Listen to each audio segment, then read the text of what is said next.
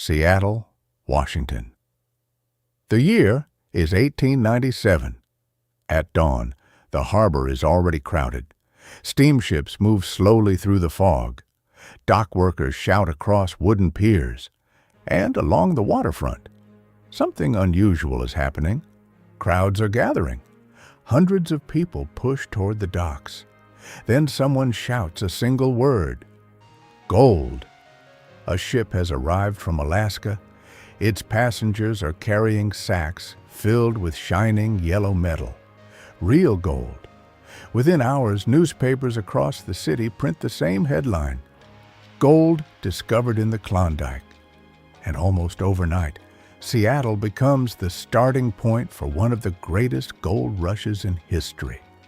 Thousands of men will soon pour into the city, all chasing the same dream: fortune.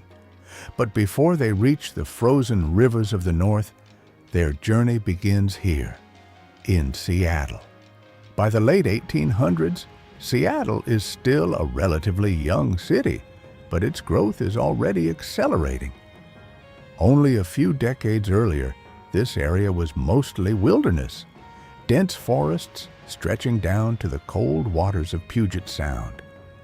Small wooden buildings stood along muddy roads, and the population was only a few thousand people trying to build a new life on the far edge of the American frontier. But geography gives Seattle a powerful advantage. The deep natural harbor of Puget Sound allows large ships to dock easily, and that quickly turns the city into an important trading port. Steamships arrive carrying goods, passengers, and news from distant places along the Pacific coast. At the same time, the surrounding forests fuel a booming lumber industry. Massive logs are floated down rivers to sawmills along the waterfront, where workers cut timber that will be shipped to cities across the United States. Railroads arriving in the 1890s connect Seattle to inland markets, bringing even more commerce into the harbor. Warehouses rise beside the docks. Merchants open new businesses along busy streets. Ships constantly load and unload cargo. The city is already growing fast, but in 1897, a single discovery far to the north will transform Seattle from a regional port into something much bigger, the gateway to a global gold rush. The moment that changes everything begins far from Seattle, deep in the remote wilderness of the Yukon. In 1896, prospectors working along the Klondike River discover unusually rich deposits of gold. Word spreads slowly at first. The region is isolated, and communication with the outside world is difficult. For months, only a handful of miners know how valuable the discovery truly is. But in the summer of 1897, everything changes. Steamships begin arriving on the American West Coast, carrying miners returning from the north. These men are not just telling stories, they are carrying proof. Sacks filled with raw gold. Some ships bring hundreds of thousands of dollars worth of the metal.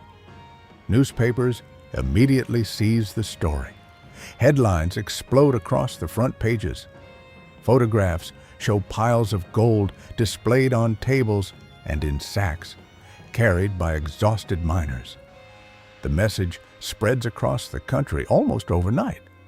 Gold has been discovered in the Klondike, and anyone brave enough to reach the frozen rivers of the Yukon might become rich beyond imagination. Within days, the news begins transforming Seattle, because for thousands of future prospectors, this port city will become the first step toward the gold fields of the north. Within days of the news spreading across the country, Seattle begins to change. Trains arrive packed with passengers carrying trunks, tools, and bundles of clothing. Men step onto the platforms with newspapers in their hands, reading the same headline again and again: Gold in the Klondike. The streets near the waterfront become crowded from morning until late at night. Some travelers have come from nearby states. Others have crossed the entire country for this opportunity. Farmers, carpenters, factory workers, shop clerks, men from every background now share the same goal. Hotels quickly fill to capacity. Boarding houses add extra beds wherever they can. Some newcomers even sleep inside warehouses or along the docks while waiting for ships heading north. Conversations everywhere revolve around the same topic: how much gold has been found? How difficult is the journey? How long will the rush last? No one seems completely certain, but the excitement is contagious, because in the minds of thousands of hopeful prospectors, Seattle is no longer just a port city. It is the first step on the road to unimaginable fortune. Before prospectors can leave Seattle, they must prepare for the brutal journey ahead. The Canadian government requires every miner entering the Klondike to carry enough supplies to survive a full year. That means nearly 1 ton of equipment: food, clothing, tools, tents, cooking gear, mining equipment, shovels, pickaxes, sleds, rope. Seattle merchants quickly realize the opportunity. Outdoor supply stores appear everywhere. Warehouses sell equipment by the crate. Prices rise dramatically. A shovel that once cost $1 might now sell for $3. Heavy boots become essential. Warm clothing sells out instantly. For many businesses in Seattle, the gold rush becomes incredibly profitable, even if most prospectors never find gold. By the late summer of 1897, Seattle's waterfront has transformed into a place of constant motion. Every morning, crowds gather along the docks before the fog even lifts from the harbor. Steamships wait beside long wooden piers, their smokestacks rising above piles of cargo stacked along the waterfront. Dock workers move quickly between crates and barrels, loading supplies onto ships preparing to sail north. Flour sacks, canned food, heavy tools, bundles of rope and canvas tents. Each departing prospector must carry enough equipment to survive nearly a full year in the wilderness of Alaska and the Yukon. The docks become a chaotic mixture of excitement and tension. Men check their gear again and again, worried they may have forgotten something essential. Some laugh and talk confidently about the gold they expect to find. Others stand quietly, staring at the ships that will carry them into the unknown. Families gather along the waterfront to say goodbye. Wives hug husbands. Friends shake hands one last time, because everyone understands the truth. Once the ships leave Seattle, the journey ahead will be long, dangerous, and uncertain, but the promise of gold is stronger than fear. And as each steamship slowly pulls away from the docks, another group of dreamers begins the long voyage toward the Klondike. For the thousands of men passing through Seattle in 1897, the gold rush is more than a journey north. It is a chance to completely change their lives. Many of them arrive with little money and few opportunities left at home. Some are farmers struggling after poor harvests. Others are factory workers tired of long hours and low wages. Some are young men searching for adventure. The stories spreading through newspapers make the Klondike sound like a place where fortunes wait just beneath the riverbeds. A single discovery, people say, could turn an ordinary man into a millionaire. That possibility is enough to pull thousands toward the unknown. On the streets of Seattle, conversations are filled with speculation. Which rivers hold the richest gold? Which routes are safest? How long will the journey take? Maps are studied carefully in crowded cafes and supply stores. Some prospectors travel in groups, believing teamwork will improve their chances. Others leave alone, trusting only their own determination. But behind the excitement lies a reality few fully understand. The Klondike is not a land of easy wealth.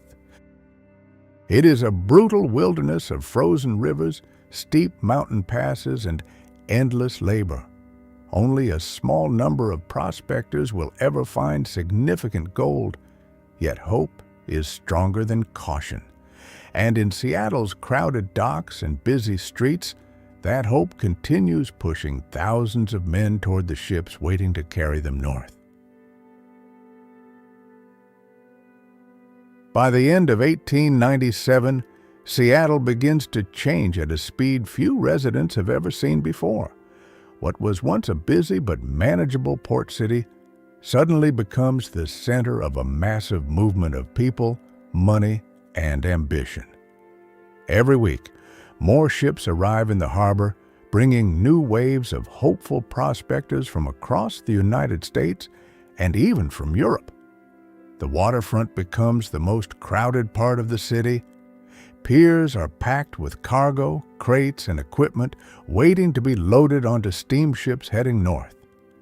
Dock workers rush constantly between warehouses and ships, moving mountains of supplies needed for the journey to the Klondike. Businesses expand almost overnight.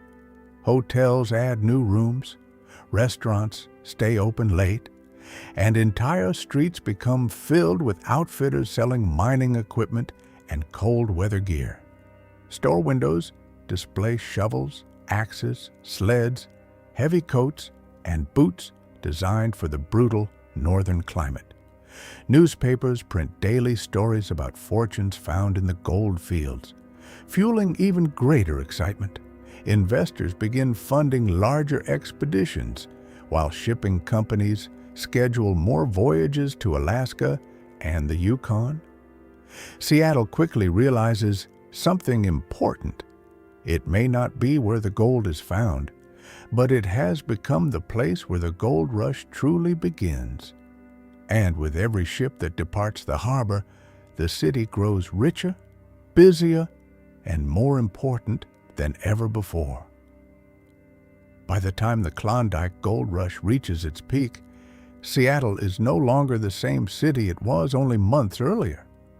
What was once a busy but relatively modest port has transformed into a center of movement, commerce, and ambition.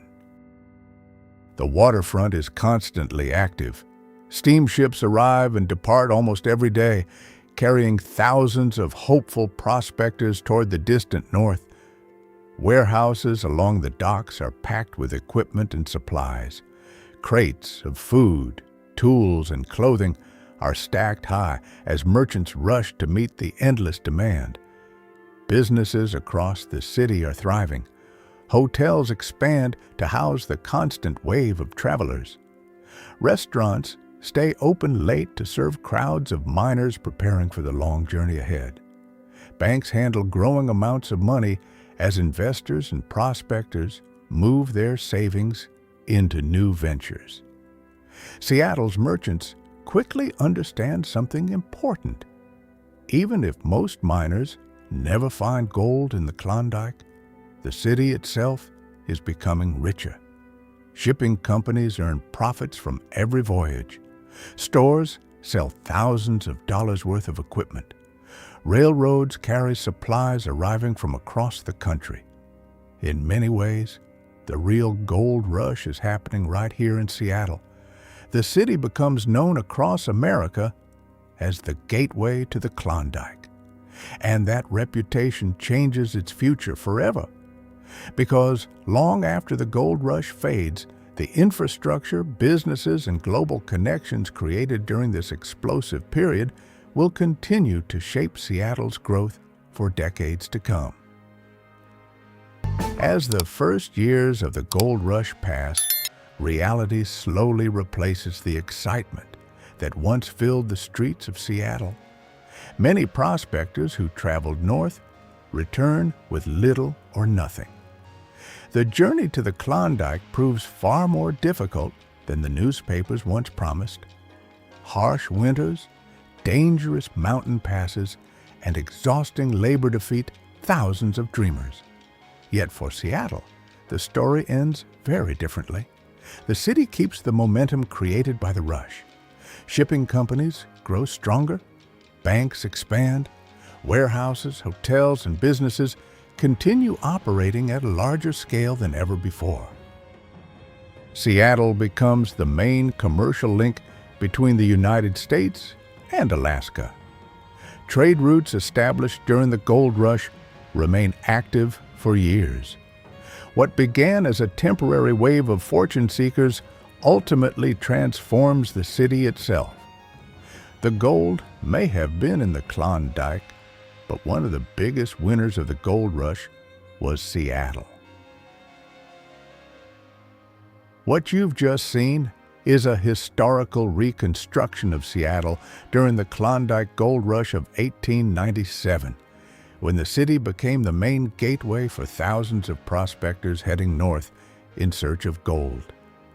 The streets, ships, markets, and atmosphere shown in this video were recreated using AI reconstruction technology to visualize this extraordinary moment in history.